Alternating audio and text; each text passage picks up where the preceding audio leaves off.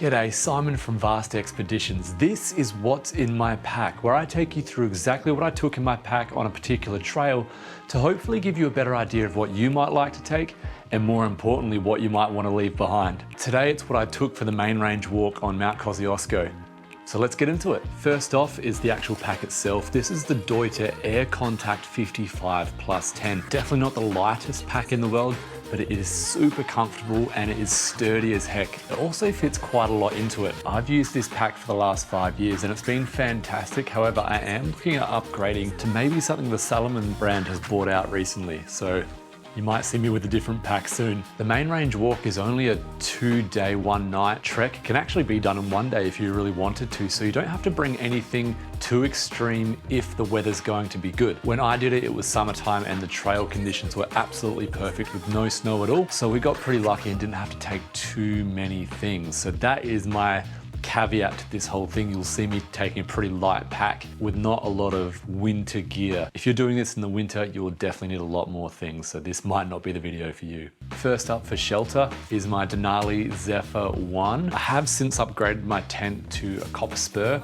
but this tent has been absolutely fantastic to get me through for the last 5 years. This is 1.7 kilos. You can pick this up on sale from Anaconda in Australia for around $100. My girlfriend and I both sleep in here. It's been absolutely fantastic through all kinds of weather conditions, not snow, just heavy wind and rain, and also beautiful summer weather, which is what we had on this particular trail. I should mention with those Zephyr 1 tents, if you buy one now from Anaconda, they've actually changed them a little bit. That one's 2.6 meters long and it's a little bit wider than the current Zephyr 1 models, which are slightly smaller. So maybe something to consider if you're looking at buying one now. Next up, the sleeping mat. This is the Sea to Summit Comfort Plus. Insulated mats, the regular size. It's a fantastically comfortable sleeping mat. I've heard some people talk and complain about that it's a little bit noisy,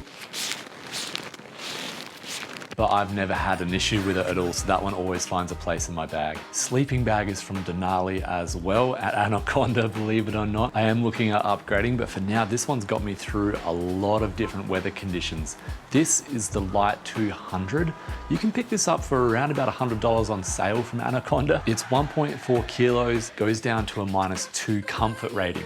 So for the size and weight of it, it's actually pretty good for a synthetic sleeping bag. Nothing on those down bags, but they're a lot more expensive as well. So this one suited me well for this particular trek. Some people like to roll up a jacket as a pillow. I prefer to take one with me, especially when they only weigh 100-ish grams. This one is the tiny, tiny pillow from Sea to Summit. The Aeros Premium Large. It is fantastic. If you overinflate this, it will get a little bit uncomfortable, but it's so small and so light that it finds its way into my pack every single overnight trek that I do. For water, I took a 3-litre bladder and a 1-litre water bottle as well. 4 litres for an overnight hike should be fine if it's not incredibly steep and if it's not incredibly hot, and it was neither of those things for this particular trail on the main range walk, so this one was absolutely fine. I prefer the Denali. Believe it or not, this is not an advert for Anaconda by any means, but these you get from Anaconda as well, the Denali brand there. And the reason I like these so much is because they open up from the top. So you can actually just open them up like that and fill them up from the rainwater tank or the tap at home, whatever you've got. And it's got a hole for your strap in the bag right there, and the hose just comes through perfectly. So again, super cheap. I think I paid $25 for this. It's very, very good value, and it always comes with me in my pack. Some people love the smaller stoves that just attach straight onto the gas bottle, but I'm a sucker for the Jetboil because everything packs away in its own little cup, and I don't actually use any bowls or other utensils apart from a spork. This is fantastic. The gas canister fits inside, the stove element fits inside, and so does the stand, and it just makes this beautiful, neat little package. This will boil water for you in 2 minutes or less in sub-zero conditions. So it's a very powerful little burner, and boiling water is pretty much what I use for all of my meals. So this is what I use for food on the main range walk. Mixed opinions on this next item is the freeze-dried meal. I find it so incredibly easy just to take one of these in my pack and just have a meal that's straight out of the packet. I actually don't mind the taste of these ones. You've got to pick and choose your brands, but I've found that the Outdoor Gourmet company does make pretty good meals in this variety. I picked this up from Snowy's. They're actually not too expensive.